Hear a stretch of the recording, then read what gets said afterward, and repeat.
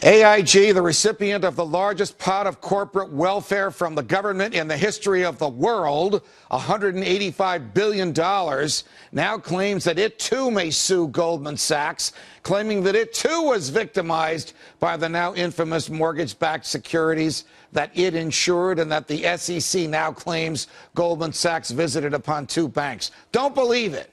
This is the same AIG that accepted the government's advice when it sought the $185 billion and did not reveal to the public that the first $13 billion of the $185 billion was going to, and eventually did go to, you guessed it, Goldman Sachs. These two scoundrels have milked the government dry in order to enrich themselves. It's extremely unlikely that they will engage in litigation against each other, lest a real can of worms be opened and the public and the government learn exactly how these entities operate.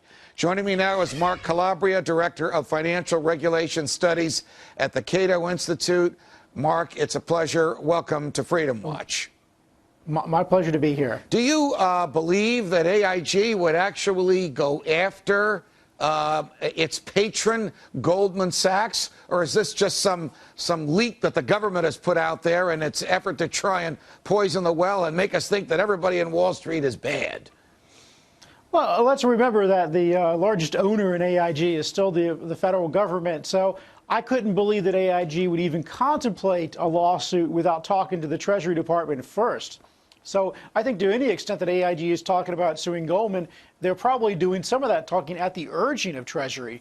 And I think a lot of this is just to put pressure on Goldman and to put pressure on the rest of Wall Street to agree with Obama's financial reform bill. I suppose that would be the easiest path for the president if the financial community just threw up their arms and said, okay, regulate away, you know, put the chains, put the handcuffs on us. You decide what we earn. You decide who we contract with. You decide what investments we make. I mean, the government would love nothing more than that. Now the Republicans will look like the odd guy out.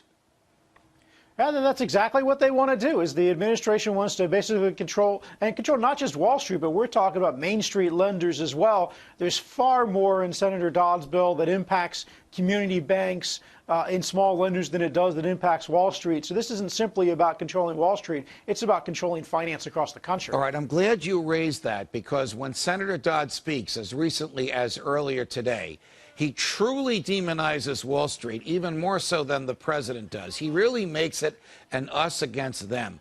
Tell us, Mark, how this is also an assault on Main Street, on small businesses, on small banks, as well as an assault on the big guys downtown. I mean, it's actually mostly an assault on the small guys. For instance, take Senator Dodd's new Consumer Protection Bureau. Well, you know, one would think with all of his talk about Wall Street that it would cover Wall Street, but it doesn't. All Wall Street oversight remains at the failed SEC, whereas if you're a small community bank or you're a small lender, you're an auto dealer lender, this little bureau can decide what you do, the charges that you charge, and it goes after about anybody. And this is the most expansive. Its power is to make the SEC look small. And this is all directed at Main Street America, not at Wall Street. For the most part, Wall Street comes out of this bill actually looking pretty good compared to the hit that Main Street's going to take. We're chatting with Mark Calabria from the Cato Institute.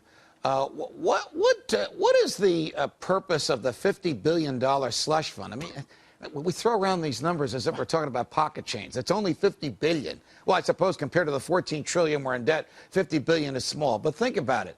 Should the Treasury Secretary, should any Treasury Secretary, should anyone in the government have a checkbook for $50 billion that they can spend however they want? And isn't that what Senator Dodd's bill creates? That is very much the case. And the thing to keep in mind here is this is exactly what the administration wants. If you go back, for instance, and you look at the last time that Geithner was at Treasury during the Clinton administration, he used the Exchange Stabilization Fund. There are billions of dollars sitting around to bail out Mexico and Wall Street then. The objective of the administration with this is they believe that Congress, if pressed to it, would not reapprove another TARP. So what they want to create is their own pot of money that they never have to go back to Congress for. Of course, they're spinning this as, well, you know, we need $50 billion, so if we take over an institution, we can keep the lights on.